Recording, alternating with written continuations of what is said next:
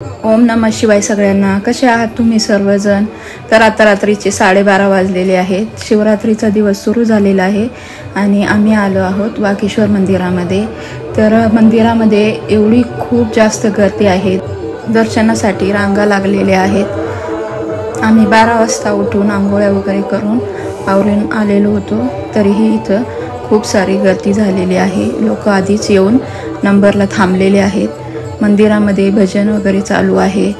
तर असं वाटतच नाही आहे की इथे अंधार आहे, पूर्ण असं सगळीकडे माणसं, भजन, लाइटिंग यामुळे असं दिवसासारखंच फील येत आहे। तुम्ही बघू शकता इथे किती गर्दी झालेली आहे। मंदिरामध्ये खूप छान फुलांचे डेकोरेशन केलेले आहे। हे पहा, हे नंदी महाराजाचे मंदिर आहे, त्यालाही लाल पिवळ्या फुलांनी खूप छान सजवले आहे। हे औदुंबराचे झाड आहे, औदुंबरालाही छान मस्त रांगोळी वगैरे काढलेली आहे। हे मेन मंदिर आहे आपले, वरती लिहिलेले आहे ओम नमः शिवाय म्हणून, आणि खूप छान लाल पिवळ्या फुलांनी असे डेकोरेशन केले आहे। छान लाइटिंग सोडलेली आहे त्यामध्ये, त्यामुळे इथे खूपच छान वाटत आहे। सगळीकडे अशी माणसांची गजबज चालू आहे। हे पहा, हे मंदिराचे पाठीमागचे गेट आहे, जिथून दर्शन घेऊन भाविक बाहेर येत आहे। नंदी महाराजांनाही खूप छान असे सजवलेले आहे। तुम्ही पाहू शकता किती छान दिसत आहे।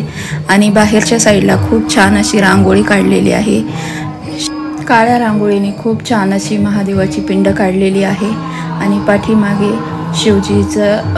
शिवजीची रांगोळी काढलेली आहे। दोन्ही साईडला 2 हत्ती काढलेले आहेत। खूप छान सुंदर अशी रांगोळी काढलेली आहेत। सर्वजण तिथे येऊन फोटोशूट करीत आहेत। पहा किती सुंदर असं डेकोरेशन केलेले आहे। बाहेर सभा मंडपामध्ये भजन चालू आहेत। बऱ्याचशा बायका, पुरुष मंडळी तिथे भजन म्हणत आहेत। हे पहा, स्क्रीनवरती मंदिराच्या आतमधील महादेवाचे दर्शन हे इथे चालू आहे स्क्रीनवरती।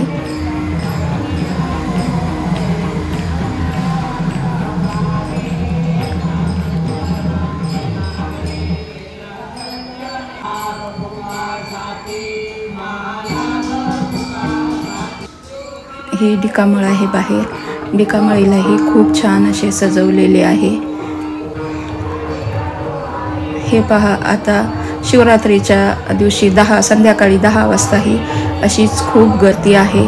आज दिवसभर पूर्ण गर्दी होती। हे मंदिराच्या बाहेरच्या साईडचे मेन प्रवेशद्वार आहे, तिथेही फुलांची खूप छान अशी सजावट केलेली आहे, लाइटिंग सोडलेली आहे।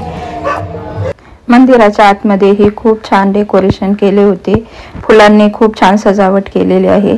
4 वाजता दर्शन घेऊन आम्ही घरी आलो। घरी आल्यानंतर मुलींना शिवलीला अमृतचे पारायण करायचे होते, त्यांनी त्याची खूप छान तयारी केली होती। छान फुलांच्या माळा वगैरे सोडून छान डेकोरेशन केले होते। चौरंगावरती लाल कपडा अंथरून त्यावरती कलश ठेवून फुले यांची छान अशी सजावट केलेली आहे। सभोवताली खूप छान अशी रांगोळी काढलेली आहे। त्याच्यासमोर टेबलावरती शिवलीला अमृतचे प्लेट ठेवलेले आहेत आणि बसण्यासाठी आसन घेतलेले आहे। तर आता पारायण सुरू होणार आहे।